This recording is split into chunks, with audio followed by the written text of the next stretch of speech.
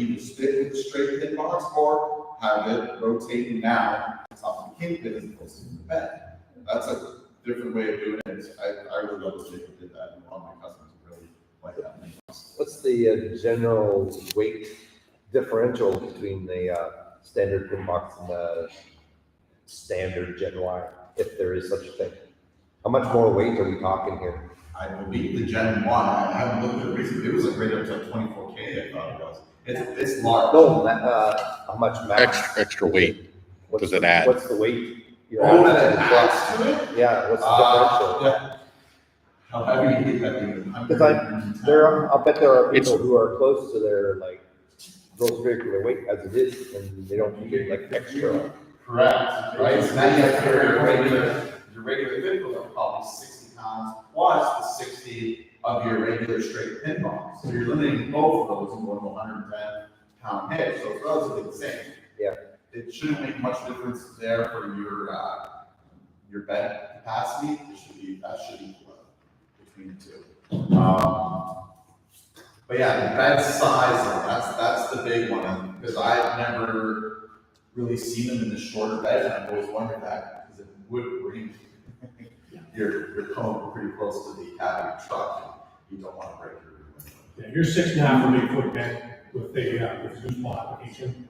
We make an all slide for a 5.5 foot box, but there's no way you'll put a Gooseneck that for a 5.5 foot box. You'll be crushed with one of the pickup truck on heavy turns. Now, I know they make adapters where you can get your race and you can bolt up to your right pin box, your straight pin box. I'm going to be completely honest with you, my customers that have done that in the past have not had very good luck. One, raises the height quite a bit in the front. So then the front end of their trailers are too high for the truck, and that doesn't really work out very well. And then the idea of from parking and chucking, it sounds comfortable. If you're going to go the gooseneck route, I highly suggest going for the full pin box. Yeah. It does make a drastic difference. Guys, I recommend what? The full gooseneck pin box, where it replaces the kingpin that was there before. So, any other questions?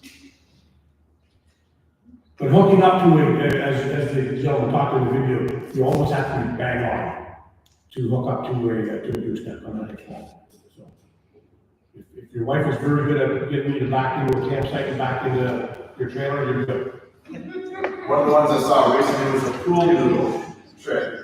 Right, the pool noodle over the ball, and then as you back up into your gooseneck, it'll push the pool noodle off. You'll see it fall. Right? That's how you know you're there. Right, there's a whole bunch of different things. And now most of these trucks have a backup camera in the beds, which is fancy, but if you don't have that, I suggest doing the pool noodle thing. It's not much different than hooking up to your trailer. It's just it's lower. Some people, you can turn around, you can see the head. Like, if you've got a super glide, you turn around, look at the back of the window, you can see the top of that super glide. Wait, man, not mine. No? I hate that thing. That's why I'm here. But the super glide, that's still really good. Really? I love super glide paired up with like a warm ride. I love it. Is it annoying when you're not hauling and it's moving around in the back? Yes, it's hooking it up. You got to go straight on. So again, that's another advantage to gooseneck. You don't have to be straight on as you would need to be with the you know that pull rate.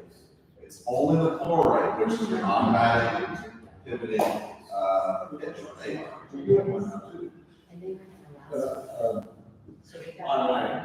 Yeah, Demco has an automatic, auto slide 15 pitch, but does not require a capture for the kingpin box. We don't require a capture for That's the only thing I Who up there has a fifth wheel? Does everybody here have a fifth wheel? What kind of fifth wheel hitch do you have in the back? I have the Gen Y pinball, or the gooseneck. Okay. I just upgraded it about a month ago. How do you Absolutely love it. love it. Love it. You notice the difference? Not yet. There is a difference, but it does. It says it takes about 1,000. It takes about 1,600 kilometers to break it into 1,000 miles. Yep. To break it in properly, but I am noticing a difference. Hooking up, oh god, it's beautiful. Oh, it's just, and you with the Gen Y, like you were saying, you can be off 2 inches. It has a cone on it, so it will drop and then move over and lock in. And the one thing that I absolutely love is just ball out. I got my whole bed done. The turning point. Yeah.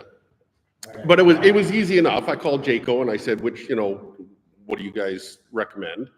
Of course, they were like, we recommend you stick with what we have.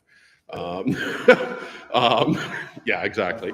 But they said, if you want to do it, just call up whatever manufacturer, make sure you match it up. So I called up Gen Y and I said, this is the hitch box I got, or the kingpin box. And they said, okay, you need model number, blah, blah, blah, whatever. I ordered it up. They shipped it out to me. It came out on a crate and it took me about an hour and a half to put it in. It really wasn't hard. It was 4 bolts on either side. Take the bolts off. You can order it with and without a kit. They tell you, put it up, make sure you torque it to the right spec, check it again after, a couple of 100 kilometers. That was about it. The hardest part, thankfully, I have a little Kubota tractor, but otherwise you definitely need 3 guys, because you're going to need 2 guys to lift it up and 1 guy to put the bolt in. You're not doing it by yourself.